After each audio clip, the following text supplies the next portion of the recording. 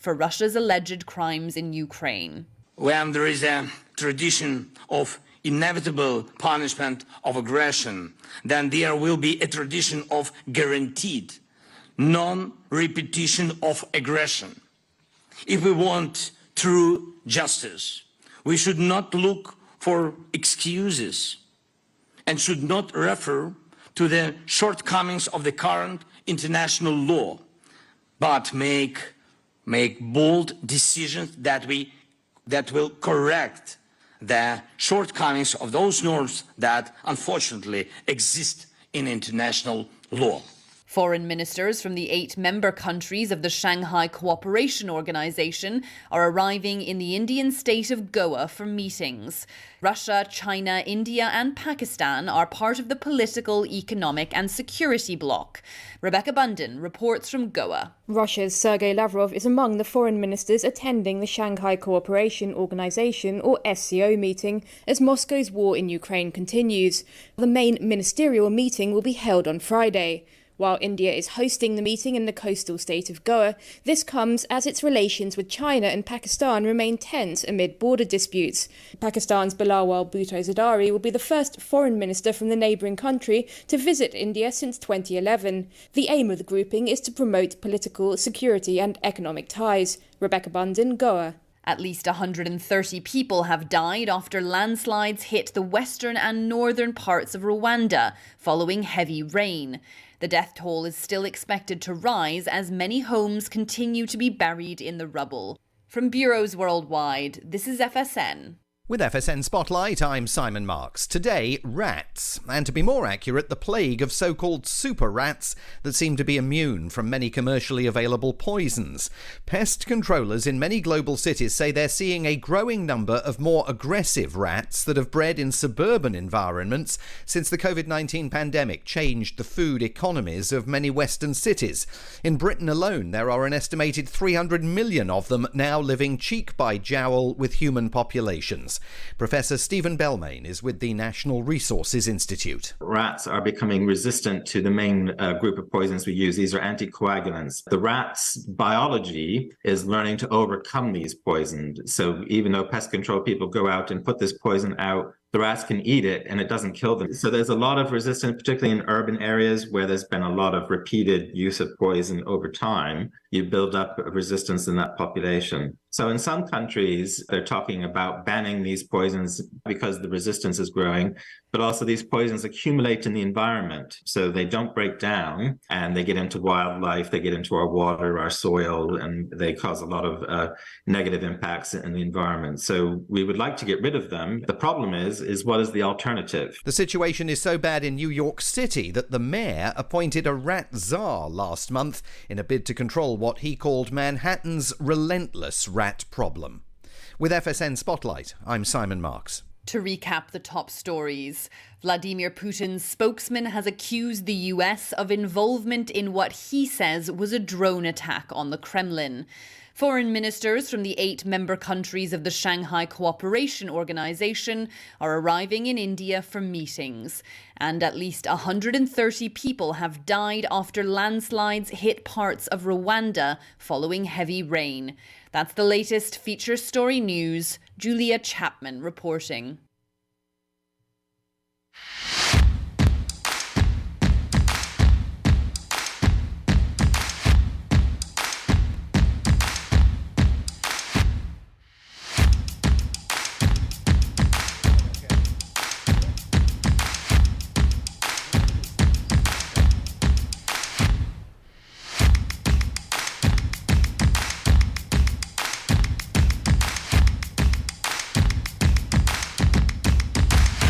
Good morning. It's KCHW 102.7 looking at 8:13. Late start on today's morning show because we were getting ready for some guests. And this is the big invite as we get started up. You want to log on this morning because we are doing art on the radio. So go to our Facebook page, KCHW Radio. Same deal on YouTube. Or go to our website where we've got a video feed for you this morning too. And that is kchw.org. We're so excited to have the Women Painters of Washington in the studio. Thank you. We got to clap for ourselves because I forgot to pull up the applause. All right. This is all put together for our first Thursday Art Walks by Mr. Tim Nielsen. Good morning, Tim, and thanks for being here and bringing the ladies. All right. So this is a big kickoff, and let's just give out to start off the show. Let's let people know what's going on tonight. Starts at 5, and give us some info and some of the locations, Okay, Tim. we got tonight's art walk. We've got the Karen Vocati Memorial Quilt Show up at the McCunn Gallery. Nancy Bloom is at the Yale Press. The Origins Show, it's multiple artists, are at the Spotlight Gallery, the pop-up gallery at the Aaron Huff Memorial Center. Okay. Obviously, the Women Painters of Washington at Trails End Gallery. And Chris Lee Walder, and I'm drawing a blank on the second artist. She's a glass artist. Okay. Beautiful stuff. Is at Flowery Trail Coffee House. All right. And then my sister, Valerie Hunter, from the morning show here at KCHW. And she does that. She does this paint pouring. I don't know how to describe it quite well, but you can come by the studios, and we're doing an open house. And a big thank you for Tim for letting us kind of like jump on the back of your art I show. apologize there. I meant to mention you too. But no, I was well, we were a late ad. looking at the ad in my mind, So. mind's eye. So we appreciate it, and we kind of decided to throw together an open house for this too, because we got a new station manager taking over, Chuck Ritchie, and a chance for people to come in and say hi to Chuck, and Chuck Ritchie, woo! And say goodbye to Michelle. So kind of an opportunity there, and we sure appreciate you letting us tag along. All right. Oh, absolutely. All right. So beside you, we have Nancy. Nancy, what's your last name? Yes, Nancy Rothwell. All right, Nancy. And you were on the board of directors, correct, for the Women Painters of Well, I Washington? have been, and Okay. I was a past president. But now I'm pretty much in charge of neighborhood shows in Eastern Washington. So Okay. that's my title for fame. And this qualifies as a neighborhood show. Oh, right. Nice. It's in your neighborhood. No, we are so glad to have you guys in town. This is awesome. Where are you from, Nancy? Well, I live in Colfax. Okay, so you're but close. I was in Seattle for 40 years. Oh, I'm sorry. Yeah, I know. I know. Life is good over here. And I was going to say, I don't know if you remember, Scott, but we interviewed her. We did a Zoom interview with her over 3 years ago. It was the first one that I've ever been in. I was in the studio here. We were talking about Art Walk and just things in general, what's upcoming. I remember that, we and I believe interviewed it's her. even on YouTube Yeah, still. So, yeah. all right. Well, Yes. then it's a welcome back, Nancy. Thank you. I'm thrilled to be here. So, can you kind of share your mission statement? Tell us a little bit about the Women Painters of Washington. Absolutely. Just a little bit on women painters. They were established in 1930 in Seattle by 5 or 6 artists. And they've grown now. There's 200 members statewide. It's a statewide organization. But the problem we had is trying to get established in Eastern Washington. So about 3 or 4 years ago, we were able to do that. And we have artists in Yakima, Tri-Cities, Ellensburg, Wenatchee, Moses Lake, and I'm from Colfax. But we've never had artists up in the northwest corner of the state. Northeast. I lived in the Northwest for so long, it's natural. But yes, the Northeast. So that got us connected with Tim a few years back. And so we are especially happy to be up here and to talk to any women artists, painters that are real serious about their artwork. So I'm hoping to meet a lot of the artists tonight. I think you will. So people will be out and about. And you guys are all going to be at the location, all three of you tonight? Yes, All right, yes. all right. And there'll be more. Some people are driving from Spokane and Seattle, actually, so for the reception tonight. And we had a really good art talk last night, well attended. Good, good. So, Nancy, what kind of art do you do yourself? Well, what I'm doing now lately, the last few years, is message art. I would say I've got little messages in my art, and some of the messages hit you across the top of the head. But I'm into a lot of Well, I specialize in geriatrics as a physical therapist, so that's my background. So a lot of my paintings have to do with healthcare. My most recent series of paintings was on COVID, but I also rescue animals. And I brought a painting today to show you of a dog, dogs and cats. Very nice. All right. Now, can you introduce your friend on your left? Yes, on my left is Judy Kalin, and she's a member of Women Painters. She's from Moses Lake. All right. And so, Judy. So, Judy, what do you do in Moses Lake? Paint. Paint? All the time. All the time. All the time. All right. It's my life, I think. All right. And what kind of things do you paint, and maybe a little bit about what you brought to Chihuahua for the show? Well, what I brought to Chihuahua was kind of a new medium that I'm working in. I've only been doing it for, I don't know, the last couple of years, I think. And it's oils and cold wax. But prior to that, I'm a sumi painter. Do you know what sumi is? I do not. Okay. Sumi is black ink on rice paper. Okay. Yeah. So it's pretty much a black and white medium. And then I found color, and I love it. Yeah. So. And what kind of work do you do with the Women Painters of Washington Association? I mean, as far as do you go out and try to gather new people? I mean, how are you involved with the... That's kind of our mission for Eastern Washington. That's what we do. How long have you been involved? I don't know. How long have I been involved? I don't know. At least 5 years. Thank you. At least 5 years. And what is like the biggest joy you get of being a member in the organization? Just the camaraderie. You know, when you paint, you're by yourself. But the camaraderie and the friendships, that means a lot. All right. Yeah. All right. And will you introduce your friend on your left? This is T. Kurtz. Okay. And she is a fantastic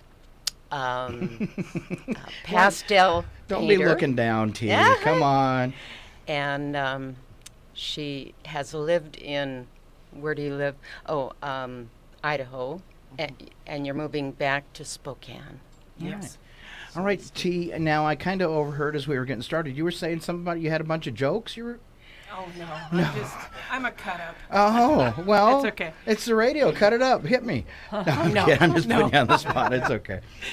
All right, T. What kind of things do you paint? What's your medium? Mediums? I am addicted to soft pastel, and if you could see my studio, you'd understand it's a true addiction. I have several $1,000s invested in little sticks of bright color. Oh. All right. And they go for drawers and drawers and drawers, and they're in boxes. And it's like picking up a stick of color and then painting with it. And most artists, when they paint, you know, they mix the paint on a palette and they apply it with a brush. This you don't mix. You layer on top of color over color, and it's all dry, and it's fabulous. The joy of trying to recreate the contrast and the brightness of the world I was just going to have you talking to the mic a little more than I appreciate you looking at me, but well, that's what I do. Okay. I try to find an audience. Yeah, that's right. So how long have you been with the group? I've only been with the group for about 4 years. I was living in Spokane, and when COVID hit, I joined when I moved to Spokane, and then COVID hit, and I have an older parent, so we had to move back to North Idaho to live with her for a while. But now I'm moving back to Spokane, and I contacted the membership chair, and I said, "Is this going to be a problem with me moving out of state?" And she went, "No, you can remain a member." So I have. Having an organization that helps women artists find their professional footing, that promotes them, and explains marketing, is really important to women artists, because for so long women weren't actually supposed to make money selling art. It was supposed to be a delicate hobby for them to promote culture. And our organization was actually started by 6 women who had been trained classically, even in Europe. And they were supposed to just be hobbyists, but they wanted to stand with their peers and promote and sell artwork. And that's what started this organization, was so that they could join and help other women attain that goal as well. All right. And so you said you've been with it 4 years. How did you find out about it? Well, when I moved to Spokane, I didn't know anybody. I was basically isolated. And I decided to strike out and find new organizations to be a part of. And I found Women Painters of Washington looking online. And I reached out to them and applied and was accepted, which was astonishing and gratifying. But yeah, it has been marvelous. There's an incredible gallery in downtown Seattle. Oh, yeah. But, part of the problem is Eastern Washington is massive. It's a huge part of the state, and getting artwork from Spokane all the way over to Seattle can be a logistical nightmare. We can't always just make the trip back and forth. So having the Eastern Washington division grow would be really helpful for us. Now, are you guys looking at maybe having a gallery then in Spokane or something? Oh, God, wouldn't that be marvelous? Or am I getting ahead of things? Well, a new That thought. would be nice. Yeah? New thought. That's one of the goals and a dream in the back of the head, is having a gallery for the women in Spokane, I would guess then, yes? well, the women In of the East. meantime, though, Eastern- we'll have them back every 2 years. Yeah, Eastern Washington. I'm serious about that. Oh, Tim, we're going to hold you to that. You heard it, folks. Tim volunteered. Well, we have 11 artists, 3 pieces of art each submitted for the show. It's a fabulous show. Mm-hmm. So, what are if somebody joins the organization, what are some of the tools that they can use, or that they get by joining? Some of the benefits, for maybe a lack of a better word, that besides the camaraderie, that are provided for people that join your group. We have a monthly meeting, and now we can join it via Zoom. Nice, Thank right? heavens. I bet it makes it a lot easier, doesn't it? It does. And at the end of the meeting, we generally have a speaker or a demonstration. And it could be about a different medium or marketing, something to promote, at our growth, creatively. There you go. Or just artistically. And so there's that promotion. There's a lot of different shows over in Western Washington that, being a member, you get to, take part in. And so there's a lot of growth. There's an awful lot of members that know an awful lot of different things. And we can reach out to each other. We are given a booklet with all of these phone numbers of people who do different things that we can contact and have mentors.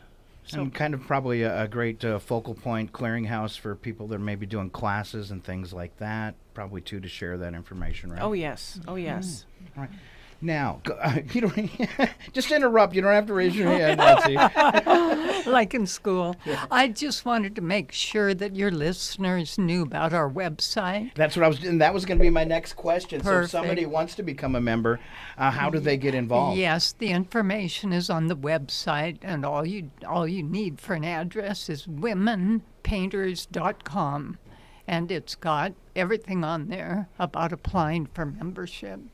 Membership is only considered once a year, so the timing has to be right. It's in the fall, and my only suggestion is that you follow the instructions precisely, because the committee that makes the decision on membership is looking for women painters who are organized and can follow directions, among other things. Besides, their art is gorgeous and well designed.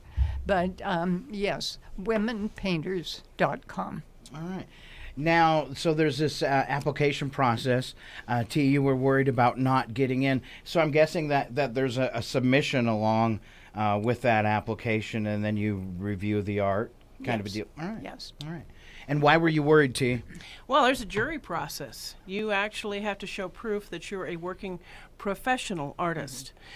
There's a requirement of shows that you have to fulfill. And you submit 5 pieces of art that Wow. we Sure. actually, I was on the committee this year, and we actually look at the art. We go over the resume to check to make sure that you meet the criteria as a professional artist with the education and the background. So we're very particular about making sure you follow those directions. Nancy's right. So, out of curiosity, do you have any members yet in Chewelah? No. No. So, I think by the end of tonight, do you think you'll have some people putting in applications from Chewelah? God, I hope so. All right. And they should come see you guys tonight at the Trails End Gallery to do just that, right? Yes, please. Well, I will say this. Why I thought this show would be a good fit is I think about 80% of my artists in the gallery are women. And That's huge. That's a huge Yeah. number. I'm surprised by that. Right.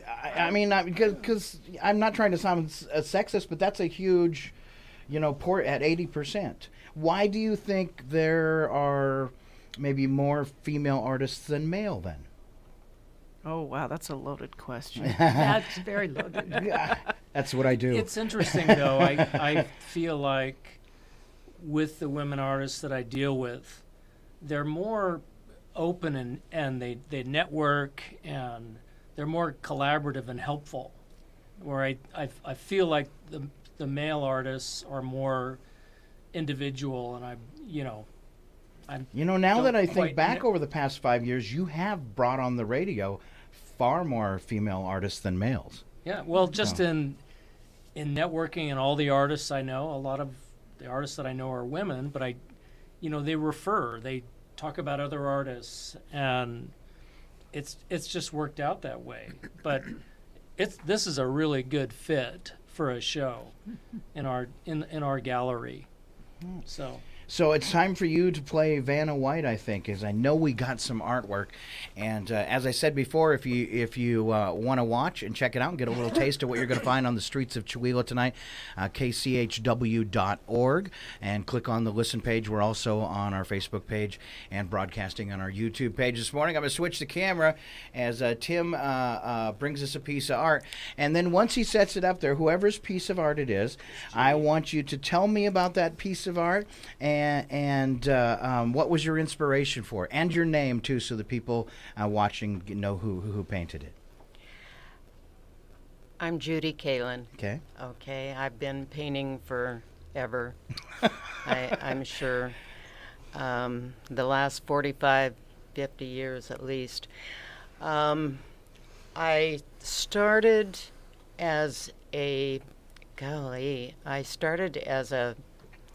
an oil painter and finally found sumi. And so the sumi has been my love for probably the last 10 years or more. And so in this piece that you can see, there is, it's kind of a, I would call it a sumi collage in oils. And that's kind of a different medium. There, except in the sumi part of it, there are no brushes that are used to paint the oils and everything. Do you use your fingers, or is it a palette knife, or? It's a Messermeister. Do you know what that is? No. No. Okay, it's a bowl scraper. Okay. Yeah. Interesting bowl scraper. Somebody just said word of the day. Say it again. Messermeister. But it's a bowl scraper. 'Kay. And then you mix your oils together with a cold wax and apply it. And but the rice paper that is in there is just, it makes it special to me. So now if I were to walk over and touch that, is it textured as well, because you're talking about A the little cold bit, wax? not much. All right. Yeah. How do you get cold wax to stick to something? I'm just curious. Well, it does. You have to prepare the surface Yeah. with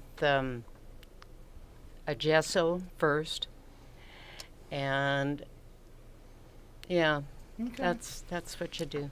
All right. And our next piece, let's see who that's from.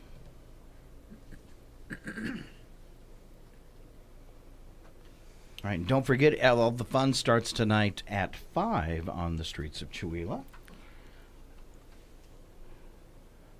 Now, I'm going to guess that's Nancy's. It is. All right, Nancy. Yes, I'll tell you about this painting. So since I was a little girl, I've rescued animals. At one time, I had 5 different animal traps when I lived in Seattle, and I was trying to save feral cats. And so I've probably rescued 125 feral cats over my life. Wow. And would get them fixed and then re-release them just so they would not have any kittens. My dad, when I was a kid, raised black labs. So this was kind of an experiment, this painting was, to mix together dogs and cats to tell a story. And so I started with the dog, and I just wanted to show that he's surrounded by cats, and he's not very happy about it. So a lot of my paintings tell little stories, so that was just kind of a fun story. Well, now I had fun with this painting. And it's gouache, which is a very, it's like watercolor, but you just can't see through it. Watercolor is very transparent, and gouache is very thick, and you can't really see through it. So anyway, that's... I'm always curious. Some people will paint from a picture that they took or something. So was this animals that were in your home, or was this just from your mind? It was from my mind. I love that. Yeah. That's very cool. Yeah, I did some drawings, and because I didn't have a dog in front of me, I just, I looked at pictures and looked online and just kind of picked the pose of the dog. Some inspiration. And yeah. threw away a lot of drawings because they didn't look great, but this one turned out good. So All right. I was happy with it. All right. And I'm guessing we have one from T next. Sometimes Tim's a little slow on the draw there, but he does pretty good. He's a very generous man. Stop picking on him. Wait a minute, he picks on me all the time. All right. Sounds like your personal problem, not ours. Look at T go. All right, T, tell us about this painting. So I currently, where I live in North Idaho, we have this long county road and a lot of trees. These are cottonwoods on the county road. I took a picture of it. My husband gets very exasperated because I'll throw the car over to the side, jump out, take a photograph with my cell phone, jump in the car, and he's like, oh my God. But that's where this came from. I tend to do an awful lot of my trees from random subject or random reference pieces, but this one was from a photograph that I took. Okay. And it's pastel, which is a dry medium. It's soft pastel on suede mat board. And nature has this wonderful way when things pop, it's putting the contrasting colors. So the opposite of orange is blue. And that's what drew me to this, was plus the way the light was going through the leaves as they turned for autumn. And I loved the subject. Almost like a negative exposure or something? Is that with the contrast on it? It's just the contrast of the two colors side by side, that brilliant blue next to the yellow-orange of the leaves. And of course, our webcam doesn't do justice to your ladies' paintings, so that people have to come out and see them tonight in person. Yeah. Oh, yes, they must. Was that our last one, too? That's it. There's only three of us. So I know. I just didn't know if you all brought doubles or anything like that, so just checking. So, I mean, I would think one of the big things, I have no, as far as drawing or anything like that, any artistic ability. So it's always something that escaped me. I don't even have good penmanship. So is when you become, as you said, for being in this organization, professional painter, how much like commissioned artwork do you see, or have you been able to get things like where somebody says, I want this? I imagine that can be difficult, but do any of you ladies, have you done that before? Or? Well, the last commission I had, a friend of mine from high school contacted me and asked if I could do a portrait of some of her dogs. And they were all Pomeranians, and there were 7 of them. And one of the pictures, I swear to God, was a ½ inch high. And so we had a lot of conversations going back and forth about Pomeranians online, trying to find dogs that kind of looked like that 7th dog. But the portrait turned out great. We got the appropriate emotional response, which was, of course, emotional tears. Good. So, and that was from her husband. Right. So it was a success. Right. But yeah, commissions, they're the bread and butter of any business. You hope for commissions, but it's also very challenging trying to make sure you capture the pet in such a way. Or one lady commissioned me to do a lake in Glacier, and it's always nervous because they have a specific ideal in mind, and as an artist, you don't know if you're going to capture that ideal. And a feeling that place generated within them, and you Exactly. But I imagine that's part of the creative process is asking them about their feeling and what they felt, like that. Maybe as you try to, do you go that deep into it? No, right. I don't. I kiss. Keep it simple, stupid. All right. Yeah. All right. Nancy, you were going to say something.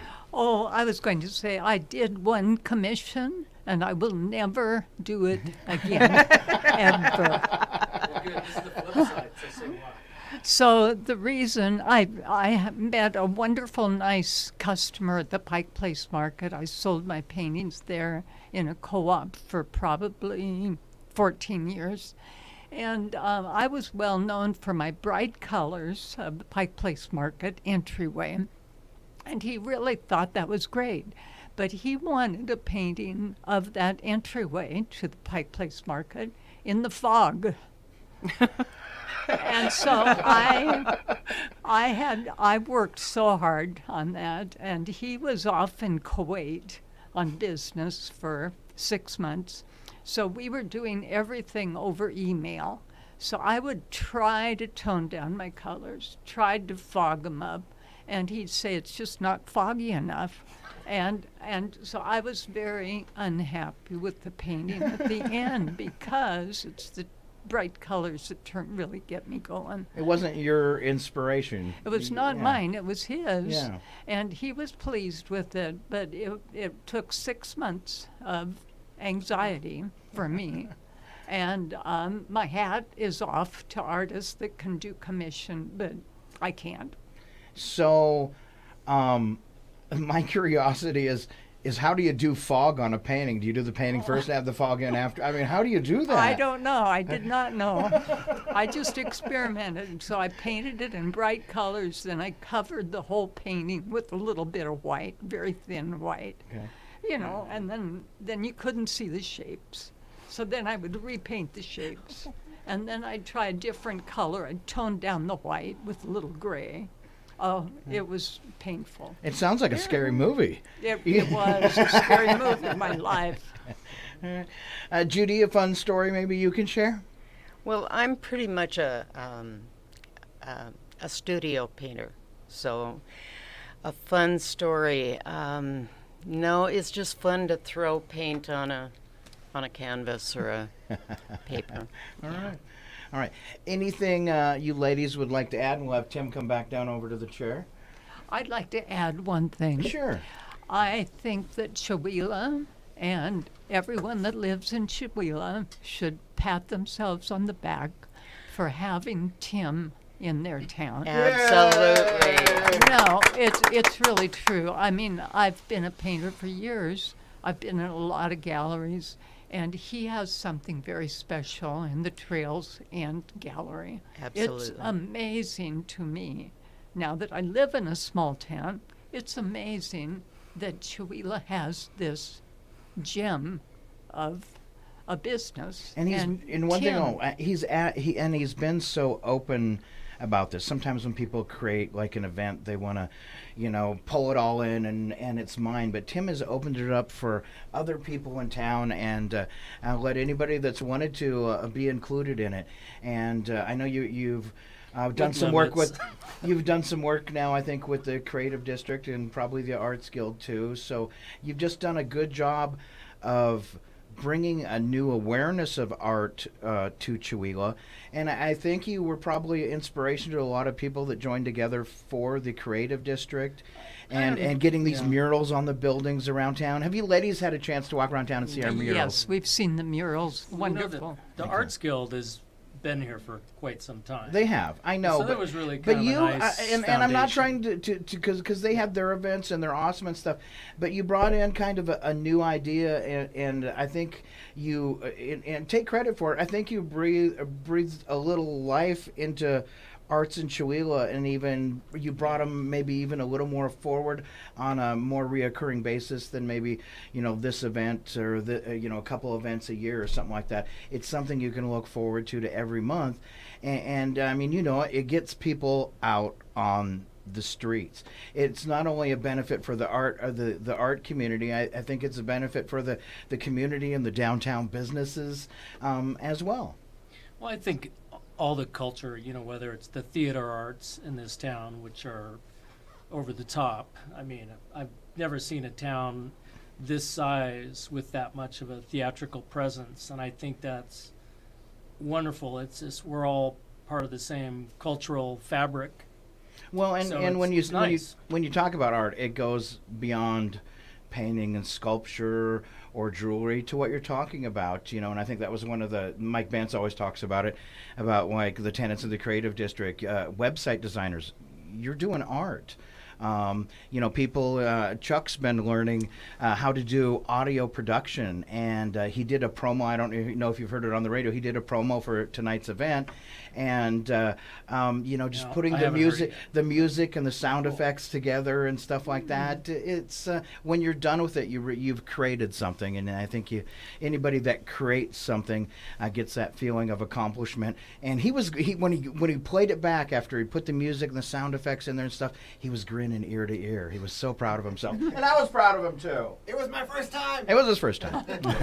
Well, it's fun. I would say that I think Chewelah as a community is really focused on the arts. It is, and that covers a lot of things. And I think I hope I didn't leave anybody out either too, as I was trying to do that. The Creative District. There's just a lot going on in this town. And it makes it really fun. The First Thursday's been when I started First Thursday, it was just me. Yeah. And it is nice to have these other venues, this avenue to raise the profile of the arts. Your radio station, being the interviews, it was so nice to be able to get interviews early on with the artists. Important. Arts education. It is. The art talk, the boys at the brewery opening up their place on first Wednesday of each month, and for other things too, the Pechacucha, Sure. and other isolated stuff. It's a very... I mean, they even do like the quilt it's show. a very We do a supportive lot of different things, like community the quilt show. for the arts. Yeah, and Winterfest became... it's work. Winterfest grew into a whole event this year, didn't it? Yeah, it did. It did. But I always thought it could be that. Was why it was called Chewelah Winterfest for the Arts. I mean, it's not exclusive to the arts, and now we maintain the art part of it, but the city is really taking over and running and having fun with it, and I think they did just an amazing job. Well, whether you want the compliment or not, I think you did inspire more activity in the city. So there you go, Tim. Thank you. All right. Let's do the rundown one more time. Tonight on the streets of Chewelah, 5 to 8, First Thursday Art Walk, and it was created by Tim Nielsen, whether he likes me to say that or not. And go through all the locations tonight We've again. got Karen Volcati Memorial Quilt Show at the McCunn Gallery. We've got Nancy Bloom. She's a painter. She's at the Yale Press. We've got the Origins show at the Spotlight Gallery in the Aaron Huff Memorial Center. And then, of course, Women Painters of Washington, Trails End Gallery. We've got Chris Lewalder and, oh gosh, I'm just drawing a blank. All right. A glass artist there at Flowery Trail Coffee House. And we've got May the 4th Be With You at KCHW. That's right. And that is my sounds sister, like your sister my sister Valerie. Valerie Hunter. So, you know, and really in this town, you don't have to, I don't think you have to walk more than 5 blocks in any direction to hit one of these locations. All right. So. And just as a tease, since it is May the 4th and May the 4th be with you, I will be out on the streets and be. Oh, no. I like to be known as the smallest stormtrooper. Okay, the littlest stormtrooper, and I will be out on the streets and able to pose with you for pictures. So It's also Dave Brubeck Day Dave Brubeck. Why is it Dave Brubeck Day? because of the 4 or 5 count. Oh, okay. Yes. Wow, look at you. All right. Around the room, we had Nancy, if you're watching on the video camera. We had Judy, and we had T. Thank you, ladies, for coming in tonight. Will you guys help me since I don't have my applause? Give the ladies all a round of applause. Catch them tonight at the Trails End Gallery, beginning at 5 o'clock, right here in the beautiful city of Chewelah. We are KCHW 102.7. Want to thank you for tuning in and watching, and thanks, Tim, for bringing the ladies in. You bet. All Thank right. you, Scott. Have a great rest of your day. Keep on listening to Northern Lights Public Radio.